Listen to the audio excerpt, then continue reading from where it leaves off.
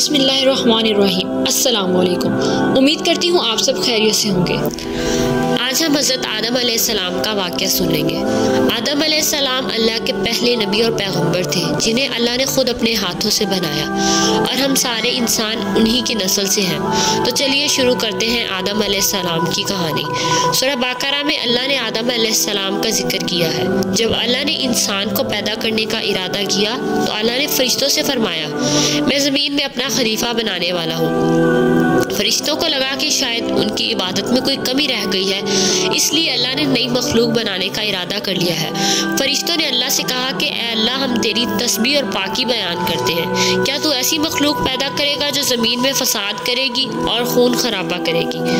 इसके जवाब में अल्लाह ताला ने फरमाया, जो मैं जानता हूँ वो तुम नहीं जानते।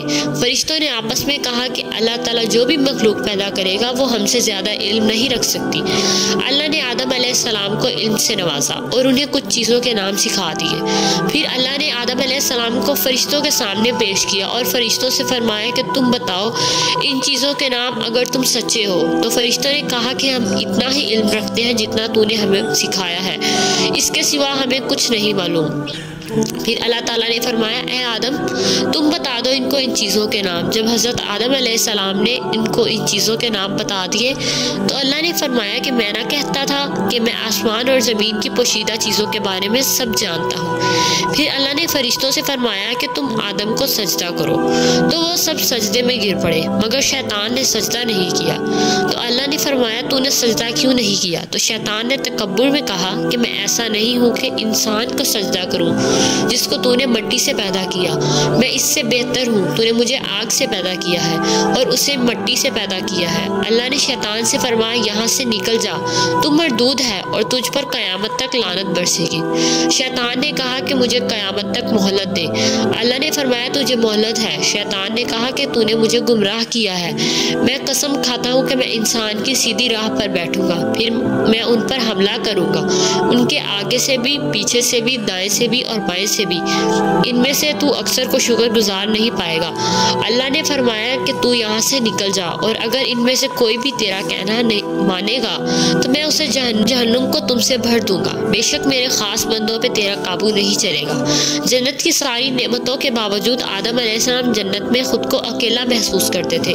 फिर अल्लाह ने हज़रत हवा अलैहिस्सलाम को तख्लीक किया ताकि आदम अलैहिस्सलाम सुकून पा सके। तो अल्लाह ने फरमाया, आदम, तुम और तुम्हारी बीवी जन्नत में रहो और जिस जगह से चाहो खाओ, लेकिन इस दरख्त के पास मत जाना वरना तुम जालिमों में से हो जाओगे। फिर शैतान ने उनके दिल में वसवसा डाला और कहने लगा कि तुम्हारे रब ने दरख्त से इसलिए मना किया कि कहीं तुम फरिश्ते ना बन जाओ। तो शैतान ने कस्में तक खा ली कि वो उनका खैर ख्वाह है, मगर उसने धोखा देकर उन्हें दरख्त की तरफ खींच लिया। और जब आदम और हवा ने दरख्त के फल खा लिए तो अल्लाह ने फरमाया कि क्या मैंने तुमको इस दरख्त के फल खाने से मना नहीं किया था और तुम लोगों को आगाह किया था कि शैतान तुम्हारा खुला दुश्मन है? तो आदम अलैहिस्सलाम ने कहा कि ए हमारे रब, हमने अपने ऊपर जुल्म किया और अगर आप हमें ना बख्शेंगे और हम पर रहम ना फरमाएंगे तो हम ज़रूर जालिमों में से हो जाएंगे। तो अल्लाह ने फरमाया, तुम सब जन्नत से नीचे उतर जाओ और ज़मीन पर रहो।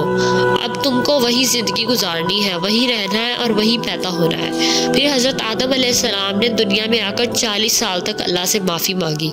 फिर अल्लाह ने आदम अलैहिस्सलाम पर रहम खाकर उन्हें माफ़ कर दिया और फरमाया कि तुम और तुम्हारी औलाद दुनिया में रहो, और ये बात याद रखो, जब मेरी तरफ से कोई नबी हदायत का पैगाम लेकर तुम्हारे पास आए तो तुम उसका कहना मानना, और जो हमारे नबियों की बात को नहीं मानेंगे और हमारी आयतों को झुटलाएंगे वो जहन्नुम में डाले जाएंगे और हमेशा उसी में रहेंगे।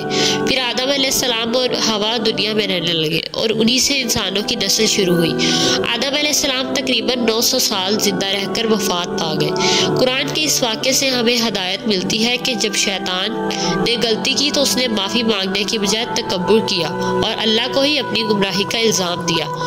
जब आदम अलैहिस्सलाम से गलती हुई तो उन्होंने माफ़ी मांगी और तौबा की और तब तक माफ़ी मांगते रहे जब तक अल्लाह को राज़ी ना कर लिया।